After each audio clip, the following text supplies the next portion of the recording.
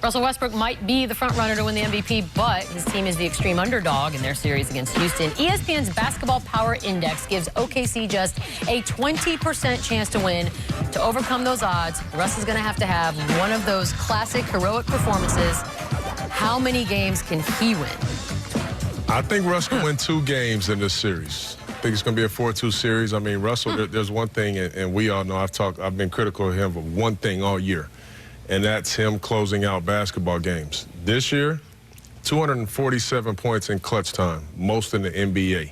So, I mean, if this game can get, if they're close basketball games with a few minutes left, Russ has shown lately now that he can come through and bring the team home. And we're not going to diminish the team dynamic by saying how many games can he win by himself. But the way he is playing, I agree with you. If the games are close, there will be at least 2 times where he has the basketball and he's so fearless, you don't know if he's going to do like he did in Denver, pull up from 35 feet with less than 5 seconds to go, or what he did at Orlando, plus multiple 50-point triple-doubles. Just like James Harden, while leading his team in assists at 6'3", with intensity and explosion, and going against Patrick Beverly in particular, who I know he's excited to play against. Yes, he is. Well, if you're wondering why specifically Patrick Beverly, why don't we take a little flashback to 2013, because there was a moment during those playoffs right here, and that ended up being Russ needing knee surgery and missing the rest of the playoffs. As you can tell,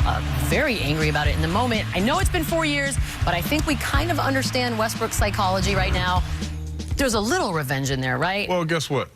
Neither one of those guys are going to change. Patrick Beverly's coming to work every single night. He's going to compete. He knows he got an uphill battle.